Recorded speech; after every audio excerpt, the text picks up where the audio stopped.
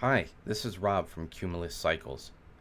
In this bonus video in the HTML tutorial series, I'll walk you through using several of the HTML elements we looked at in prior videos in the playlist to build an HTML-only version of a multi-page website.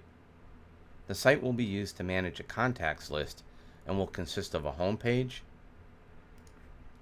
a registration page with basic form validation, a login page, and a contacts page. The images I used on the site are from flaticon.com,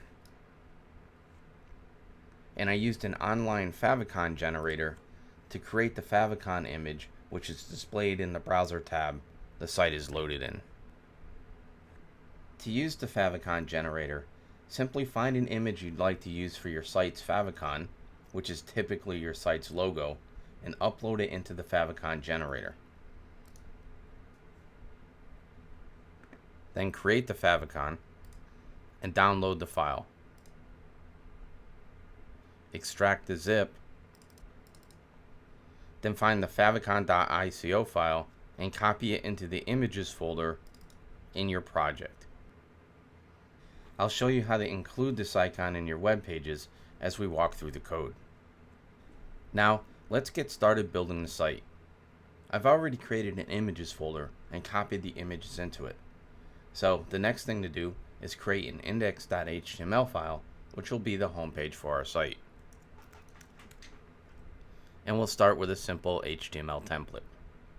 I'll give the site a title of My Contacts, and then include the HTML link element for the favicon. Next, I'll add the semantic HTML elements to define the structure of my page. I'll have a navigation section, a page header, a main content area, and a footer.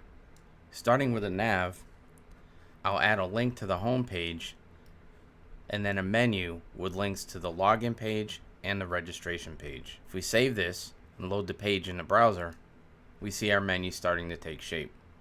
Next, I'll jump down to the footer, add a horizontal rule to separate the main content from the footer area, add a credit for the icons from flaticon.com, and a copyright. Save the page, go back to the browser.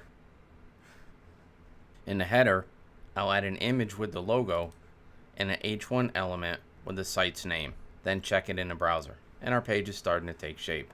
Now, because I want a consistent look and feel across all the pages in my website, I could take this index.html file and use it as a template to make the other pages. So I'll save the index.html file as register.html, and I'll save it as login.html, and I'll save it as contacts.html. Now if we go back to our web browser and click on the link to register, we're taken to the register page. Click the link to login, we're taken to the login page, and if we change the URL to the contacts page, we see our contacts page template. Now let's start adding the main content area to each of the pages. Back on the home page, in the main section, I'll add a paragraph with a description of the site and another link to the login. This page looks pretty good in the browser now, but before we call it done, let's copy the HTML and validate it in the new HTML checker site. And it looks like our page is syntactically correct. Shifting our attention to the registration page, I'll delete the register link in the menu. Then move down to the main content area and add a section for the registration form. I've given the form an ID of action form and an action of login.html with a method of post. So when I complete the fields in this form and submit, I'll be submitting using the post method and be redirected to the login.html page. I've put each form element in its own div on the page, as well as the submit and reset buttons. The first input field is of type email, and I've given it name and ID attributes of email. The field is required, and the cursor is automatically focused in this field when the page loads due to the autofocus attribute.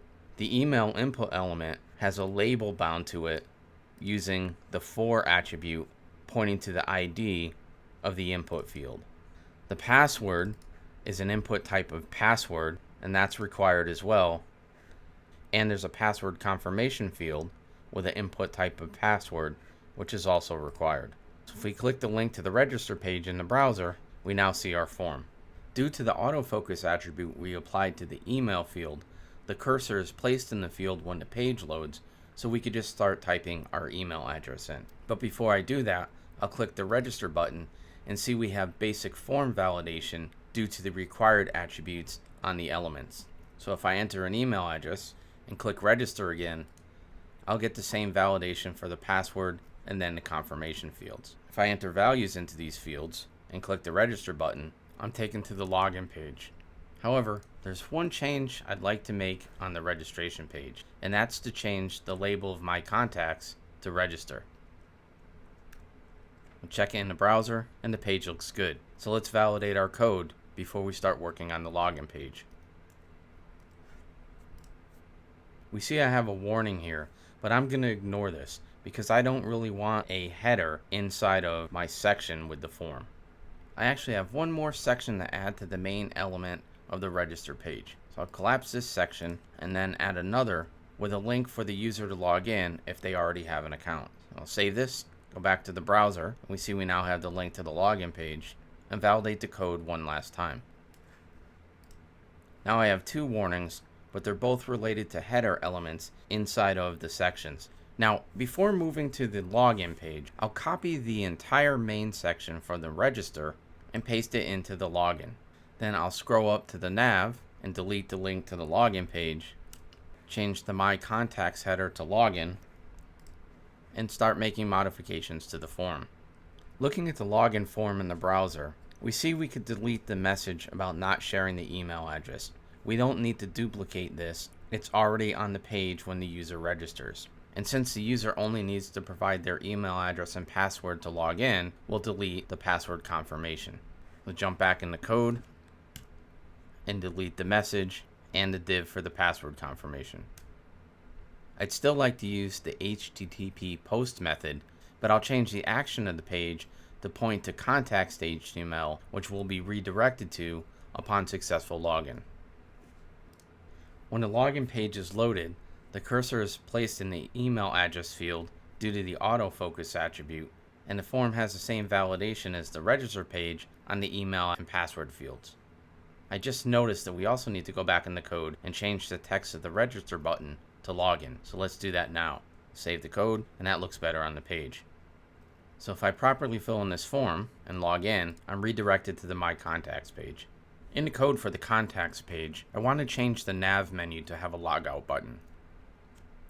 And then I can move down to the main and start adding the content for the contacts.